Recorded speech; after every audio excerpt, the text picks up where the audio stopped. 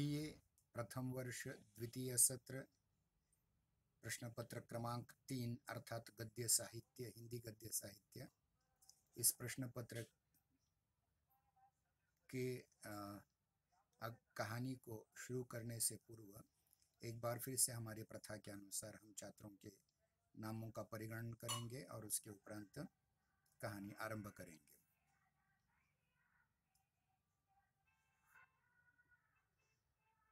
29 छात्र हैं।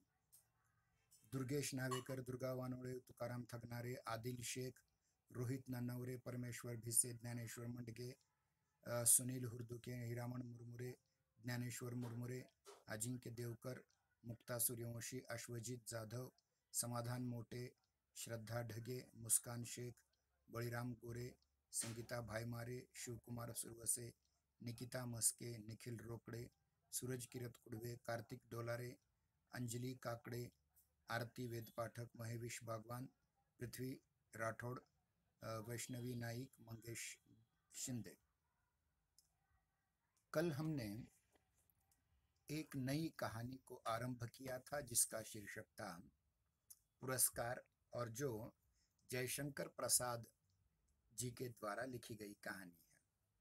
हमने कल ये देखा था कि कौशल नगरी के यानी कौशल साम्राज्य के एक पहाड़ी इलाके में स्वयं चक्रवर्ती सम्राट महाराज कौशल के महाराज खेती कर रहे हैं, एक दिन की खेती, और उसके लिए सिंहमित्र की कन्या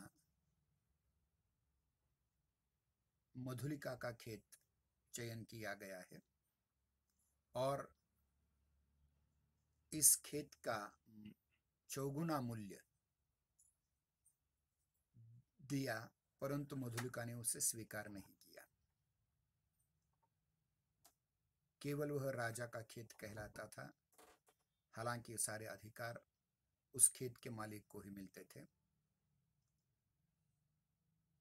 इसके बाद का भाग देखते हैं। महाराज को विचार संघर्ष से विश्राम की अत्यंत आवश्यकता थी। महाराज चुप रहे। जयघोष के साथ उत्सव समाप्त हो गया। सब अपने अपने शिविरों में चले गए, परंतु मधुलिका को उत्सव में फिर किसी ने न देखा। वह अपने खेत की सीमा पर विशाल मधुक वृक्ष के चिकने हरे पत्तों की छाया में अनमनी चुपचाप बैठी रही, क्योंकि जाने अनजाने में उससे महाराज का अपमान हुआ था, कृषि का अपमान हुआ था। और सबसे महत्वपूर्ण बात यह है कि जिस पिता ने महाराज की रक्षा के लिए स्वयं के प्राण न्यौछावर किए वाराणसी के युद्ध में, उस पिता का भी थोड़ा सा अपमान उससे हो चुका था, हालांकि वह एक स्वाभिमानी लड़की थी। रात्रि का उत्सव अब विश्राम ले रहा था। यह दिन में घटी घटना अब रात में। राजकुमार अरुण उसमें सम्मिलित नहीं हुआ। वह अपने विश्राम भवन में जागरण कर रहा था। आंखों में नींद न थी। प्राची मतलब पूर्व दिशा में जैसे गुलाली खिल रही थी, वही रंग उसकी आंखों में भी था। मतलब सूरज डूबते समय जो रंग होता है, वही रंग उसकी आंखों में भी था। सामने देखा तो मुंडेर पर कपोती मतलब कबूतरनी, एक पैर पर खड़ी, पंख फैलाए अंगड़ाई ले रही थी। अरुण उठ खड़ा हुआ। द्वार पर सुसज्जित अश्व था। अश्व मतलब घोड़ा। वह देखते देखते नगर तोरण पर जा पहुंचा। घोड़े पर बैठ गया और वो नगर तोरण की ओर आ गया। रक्षक गण ऊँघ रहे थे, मतलब नींद ले रहे थे। वे अश्व के पैरों के शब्द से चौंक उठे। युवक कुमार अर्थात अरुण तीर सा निकल गया। सिंधु देश का तुरंग मतलब अरबी घोड़ा। सिंधु देश मतलब अरब का घोड़ा, अरबी घोड़ा जिसे हम कहते हैं वह। तुरंग मतलब घोड़ा। सिंधु देश का तुरंग पवन के प्रभात के पवन से पुलकित हो रहा था। प्रभात मतलब पहाड़, अल सुबह कहें जिसे। पवन मतलब वायु, मतलब प्रभात काल की वायु से, ठंडी ठंडी वायु से सिंधु देश का जो तुरंग है जिस पर बैठ करके अरुण आगे चल पड़ रहा है, उसका भी वो भी पुलकित हो गया, उसे भी रोमांच हो उठे। घूमता घूमता अरुण उस मधुक वृक्ष के नीचे पहुंचा जहां मधुलिका अपने हाथ पर सिर धरे हुए, इस प्रकार से सिर धरे हुए खिन्न निद्रा का सुख ले रही थी। वो सो रही थी, लेकिन खिन्न निद्रा है मतलब खेदजनक निद्रा है, दुख की निद्रा है। अरुण ने देखा एक छिन्न माधवी लता, छिन्न मतलब टूटी हुई, माधवी एक वृक्ष विशेष, लता मतलब बेल, वृक्ष की शाखा से च्युत होकर गिर पड़ी है। मतलब जो पेड़ है उसका मधुक वृक्ष है, उस मधुक वृक्ष पर माधवी नाम की जो लता है वो टूट करके नीचे गिरी है। मतलब लता यानी बेली पेड़ के सहारे ऊपर चढ़ती है, तो वहां से वो टूट कर नीचे गिरी हुई थी। अब इसमें देखिए, ये जो प्राकृतिक वर्णन होता है उसमें मन की अवस्था का भी, यानी यह एक रूपकात्मक वर्णन हो जाता है।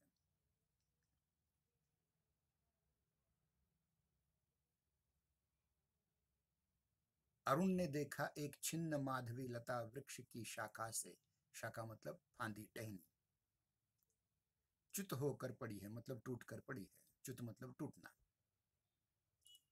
सुमन मुकुलित थे, सुमन मतलब फूल, मुकुलित थे मतलब बंद थे, कली के रूप में थे। भ्रमर निष्पंद, और उसके भीतर जो बैठा हुआ भ्रमर है, भौरा है, वो निष्पंद हो रहा था, वो पंख फहरा नहीं रहा था और गुंजारो भी नहीं कर रहा था, जैसे करता है वो भी नहीं कर रहा था। अरुण ने अपने अश्व को मौन रहने का संकेत किया, अपने घोड़े को शांत किया, चुप रहने का संकेत किया, इशारा किया उस सुषमा को देखने के लिए। सुषमा मतलब सौंदर्य, ध्यान रखिए, सुषमा का अर्थ होता है सुंदरता या सौंदर्य। उस सौंदर्य को देखने के लिए अरुण ने क्या किया? अरुण ने घोड़े को शांत रहने का संकेत किया। अगर घोड़ा हिनहिनाता तो शायद मधुलिका की नींद उचट जाती, परंतु तुरंत कोकिल बोल उठा। लेकिन ऐसे में पेड़ पर जो बैठा हुआ कोकिल पक्षी है वो बोल उठा। ध्यान रखिए, कोकिला कभी गाती नहीं है, कोकिल गाता है, वो नर मादा फर्क होता है। तो कोकिल बोल उठा, उसने अरुण से प्रश्न किया, छी, कुमारी के सोए हुए सौंदर्य पर दृष्टिपात करने वाले धृष्ट तुम कौन हो? धृष्ट का मतलब होता है धाड़सी, यानी साहसी व्यक्ति। तुम कौन हो? मधुलिका की आंखें खुल पड़ी उस आवाज से, कोकिल की आवाज से। उसने देखा एक अपरिचित युवक, वह संकोच से उठ बैठी। भद्रे, तुम ही न कल के उत्सव की संचालिका रही हो? भद्रे, भद्र और भद्रे इस शब्द का उपयोग किया जाता है जेंटलमैन और लेडीज के लिए, यानी जो सभ्य पुरुष को भद्र कहा जाता है और सभ्य स्त्री को भद्रे कहा जाता है। भद्रे, तुम ही न कल के उत्सव की संचालिका हो? कल का जो उत्सव तुम्हारे खेत पर हुआ था तुम ही हो ना? उत्सव? हाँ, उत्सव ही तो था, उत्तर दिया उसने। कल उस सम्मान को क्यों ठुकरा दिया, ऐसा प्रश्न कर रहा है वो। तो उत्तर देती है मधुलिका, क्यों, आपको कल का स्वप्न सता रहा है? भद्र, क्या आप मुझे इस अवस्था में भी संतुष्ट न रहने देंगे? अब देखिए, इसमें संस्कृत के ज्यादा शब्द हैं। अवस्था मतलब गति, स्थिति, और संतुष्ट मतलब संतोष, मतलब समाधानी नहीं रहने देंगे क्या इस अवस्था में भी? अरुण कहता है, मेरा हृदय तुम्हारी उस छवि का भक्त बन गया है देवी। हे देवी मतलब हे सभ्य स्त्री, हे भद्रे, मेरा हृदय तुम्हारा भक्त बन चुका है। मतलब तुम्हारा जो सौंदर्य कल देखा मैंने, तुम्हारा जो स्वाभिमान देखा, तो मैं तुम्हें जाने अनजाने चाहने लगा हूं। इस प्रकार से उसने अपने मन की बात स्पष्ट कर दी। तो उत्तर देती है, मेरे उस अभिनय का, मेरी विडंबना का, विडंबना मतलब दुर्दैव, आह, मनुष्य कितना निर्दय है, अपरिचित क्षमा करो, जाओ अपने मार्ग। उत्तर देता है अरुण, सरलता की देवी, मैं मगध का राजकुमार तुम्हारे अनुग्रह का प्रार्थी हूं। अनुग्रह मतलब कृपा। प्रार्थना करता हूं कि तुम्हारी कृपा मुझ पर हो जाए। मेरे हृदय की भावना अवगुंठन में रहना नहीं चाहती। अवगुंठन मतलब पर्दा। मेरे हृदय की भावना में पर्दे में रखना नहीं चाहता। मैं स्पष्ट करता हूँ कि मैं तुमसे प्रेम करता हूँ और तुमसे विवाह करना चाहता हूँ, वगैरह वगैरह। उसे अपनी बात स्पष्ट करने की कोशिश करता है। तो उत्तर देती है मधुलिका, राजकुमार, मैं एक कृषक बालिका हूँ, किसान की बेटी हूँ। आप नंदन विहारी, आप तो आकाश में उड़ने वाले हैं और मैं पृथ्वी पर परिश्रम करके जीने वाली। कहाँ राजकुमार और कहाँ एक किसान की बेटी। आज मेरी स्नेह की भूमि पर से मेरा अधिकार छीन लिया गया। केवल भूमि मेरी थी और भूमि भी चली गई, उसका अधिकार नहीं रहा। मैं दुख से व्याकुल हूँ, विकल हूँ, और तुम मेरा उपहास करते हो, मजाक करते हो। मेरा उपहास मत करो। हाँ, मेरा उपहास न करो, मेरा मजाक मत उड़ाओ। ये एक किसान की बालिका जिसके पास अब उसकी थोड़ी जमीन भी थी, वो भी जमीन नहीं रही, और एक राजकुमार के साथ विवाह के सपने मत दिखाओ। अरुण कहता है, मैं कौशल नरेश से तुम्हारी भूमि दिलवा दूंगा। जो तुम्हारी भूमि इस समय राजा के अधिकार में गई है, मैं तुम्हें दिलवा सकता हूँ, दिलवा दूंगा मैं तुम्हें ये भूमि, राजा से कह करके। उत्तर देती है वह, नहीं, वह कौशल का राष्ट्रीय नियम है, मैं उसे बदलना नहीं चाहती। ठीक है, नियम नियम है। किसी भी देश का, किसी भी राष्ट्र का जो नियम होता है, उस नियम के अनुसार हमें चलना पड़ता है। भले ही मुझे दुख हो रहा हो, लेकिन मैं राष्ट्र के नियम को मानूंगी, चाहे उससे मुझे कितना भी दुख क्यों न हुआ हो। तो अरुण पूछता है, तब तुम्हारा रहस्य क्या है, राज क्या है इसके पीछे, कि ये सब क्यों कर रही हो, क्या है इसके पीछे, कारण क्या है। तो उत्तर देती है मधुलिका, यह रहस्य मानव हृदय का है, मेरा नहीं। राजकुमार, नियमों से यदि मानव हृदय बाध्य होता, तो आज मगध के राजकुमार का हृदय किसी राजकुमारी की ओर न खींचकर एक कृषक बालिका का अपमान करने न आता। मधुलिका उठ खड़ी हुई। चोट खाकर राजकुमार लौट पड़ा। उस जो प्रेम प्रस्ताव को, एक राजकुमार के, मगध देश के राजकुमार के प्रेम प्रस्ताव को जैसे ही मधुलिका ने ठुकराया, तो चोट उसे भी लगी, उसके हृदय को चोट लगी, और राजकुमार अरुण वापस लौट गया। किशोर किरणों से उसका रत्न किरीट, रत्न किरीट मतलब, किरीट मतलब क्या कहते हैं उसके लिए, देखिए कि स्वर्ण मुकुट, स्वर्ण मुकुट जिसमें हीरे जड़े हों, ऐसा रत्न मतलब हीरे, चमक उठ गया। अश्व वेग से चला जा रहा था, घोड़ा उसका वेग से दौड़ा जा रहा था, गति से। और मधुलिका निष्ठुर प्रहार करके क्या स्वयं आहत न हुई। जैसे उसने दिल तोड़ दिया अरुण का, वैसे क्या उसको वेदना नहीं हुई होगी, जरूर हुई। उसके हृदय में टिस सी होने लगी, उसको भी वेदना होने लग गई।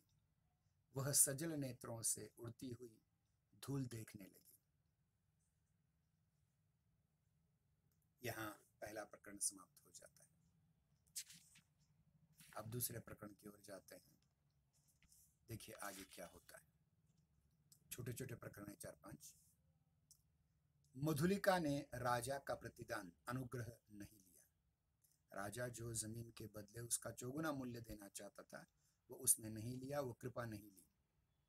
वो दूसरे के खेतों में काम करती और चौथे पहर रूखी सूखी खा करके पड़ी रहती।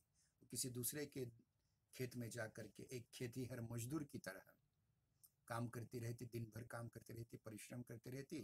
किसी प्रकार से उसे थोड़ा सा चौथे पहर में खाने को रूखी सूखी रोटी मिलती थी, और वो खा करके सोई रहती थी। मधुक के वृक्ष के नीचे एक छोटी सी पर्ण कुटीर उसने बनाई थी। पर्ण कुटीर जैसे रामायण में प्रभु रामचंद्र जी के लिए लक्ष्मण ने बनाई थी। पर्ण कुटीर मतलब गिरे हुए पत्तों के ढक करके एक झोपड़ी बनाई थी, कुटिया बना ली थी।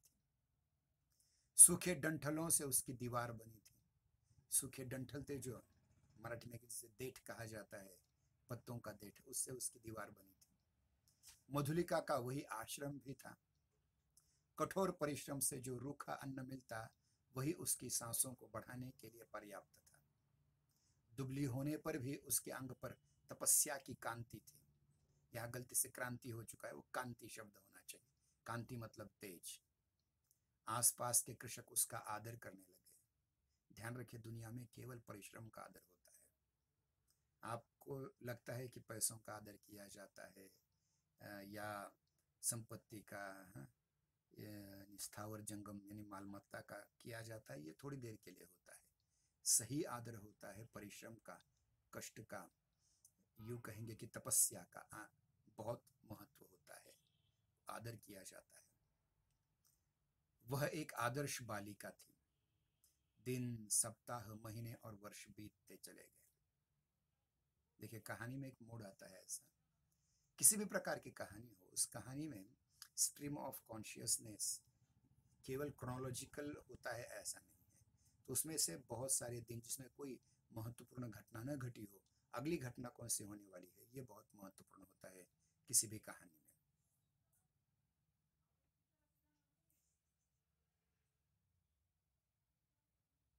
शीतकाल की रजनी, मेघों से भरा आकाश जिसमें बिजली की दौड़ धूप, मधुलिका का छाजन टपक रहा था। क्या हो रहा देखिए, शीतकाल था मतलब हिवाड़ा, ठंडी का मौसम, और ऊपर से बरसात हो रही है, मेघों से भरा हुआ आकाश था, बिजली भी चमक रही थी,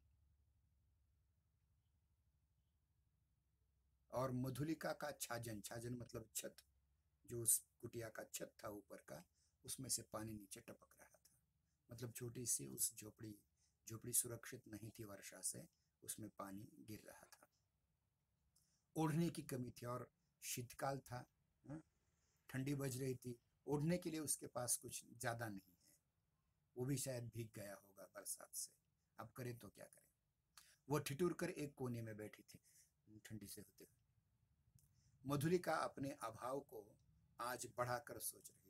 क्यों ये इतना अभाव मुझे क्यों है कि मैं एक बरसात में या शीत में अपने शरीर की रक्षा भी नहीं कर पा रही हूँ। उसे खुद खुद पर थोड़ा सा क्रोध भी आ रहा था और ज़्यादा चिंता भी वो कर रही थी। जीवन से सामंजस्य बनाए रखने वाले उपकरण तो अपनी सीमा निर्धारित रखते हैं, यानी देखिए, जीवन के साथ अगर आपको जीना है अच्छी तरह से, तो उसके साथ सामंजस्य मतलब एडजस्टमेंट करने के लिए जो उपकरण होते हैं, उनकी अपनी सीमा निर्धारित होती है, वो कितना कर सकेंगे।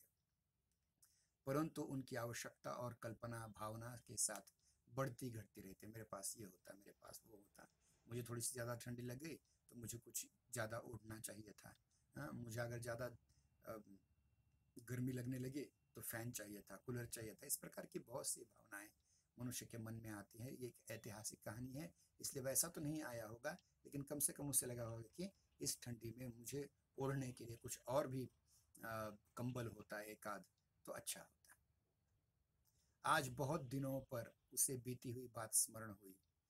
दो नहीं, दो नहीं नहीं, 3 वर्ष हुए होंगे इसी मधुक वृक्ष के नीचे प्रभात में तरुण राजकुमार ने क्या कहा था। याद आया उसे, उस चीज को, 3 साल बीत गए उस घटना को। वह अपने हृदय से पूछने लगी, उन चाटुकारी के शब्दों को सुनने के लिए उत्सुक सी वह पूछने लगी, क्या कहा था।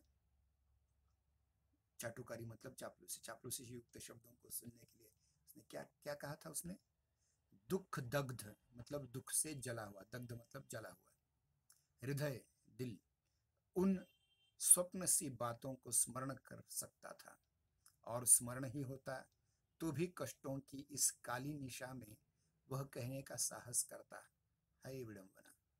एक राजकुमार ने 3 साल पहले उसे आमंत्रण दिया था, प्रस्ताव रखा था विवाह का, और उसे उसने ठुकरा दिया। एक ही दिन उसने दो दो प्रस्ताव ठुकरा दिए, एक महाराज के भूमि का और भूमि के प्रतिदान का, और दूसरे दिन प्रभात में प्रेम का।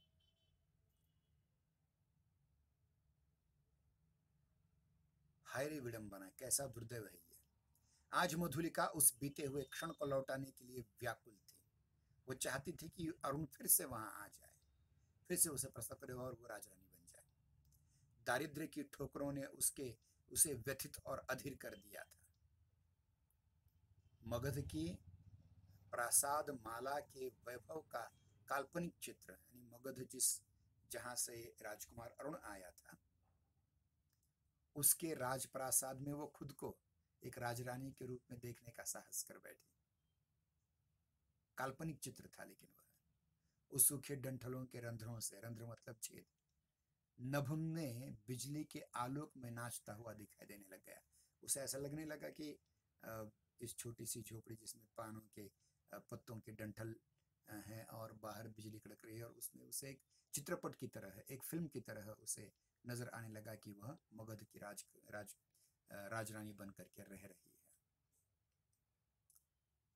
खिलवाड़ी शिशु जैसे, खेल करने वाले छोटे बच्चे जैसे, श्रावण की संध्या में जुगनू को पकड़ने के लिए, श्रावण महीने की संध्या में या श्रवण नक्षत्र की संध्या में जुगनू को पकड़ने के लिए, जुगनू आप जानते हैं एक विशिष्ट कीड़ा होता है जिसके पूंछ पर विशिष्ट प्रकार का एक प्रकाश हमेशा होता रहता है, जुगनू कहा जाता है उसे।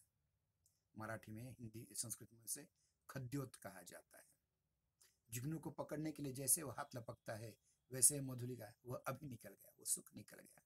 देखिए, मनुष्य के जीवन में यह बहुत कठिन बात होती है कि मनुष्य जो चाहता है वो उसे नहीं मिलता, और वो मिलने के लिए वो प्रयास तो करता है, लेकिन उसके हाथ से छूटता चला जाता है।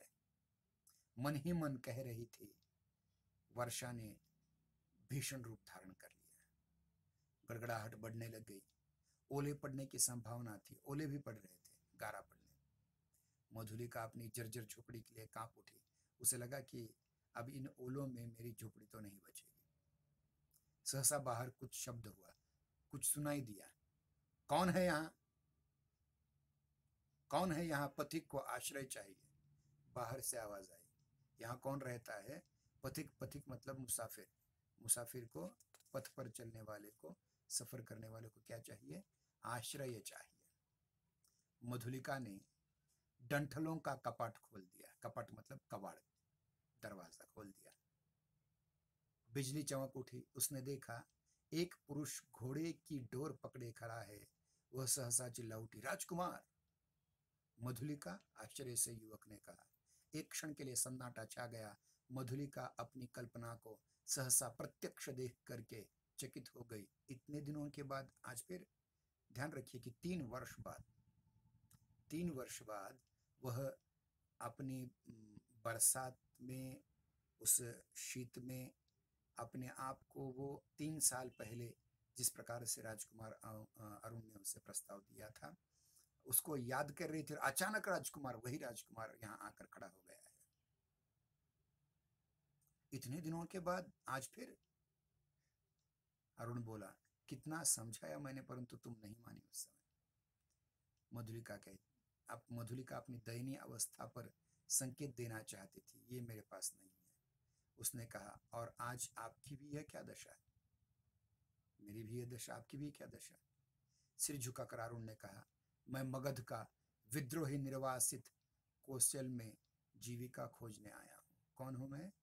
मगध का विद्रोही हूँ। मैंने विद्रोह कर दिया है अपने राज्य में, अपने देश में अपने पिता के प्रति विद्रोह किया है, और मुझे निर्वासित किया गया है, मुझे अपने राज्य से निकाल दिया है, तड़ीपार कर दिया गया है। इसलिए मैं कौशल में, कौशल देश में आजीविका पाने के लिए, अपनी पेट पालने के लिए आया हूँ। मधुलिका उस अंधकार में भी हंस पड़ी।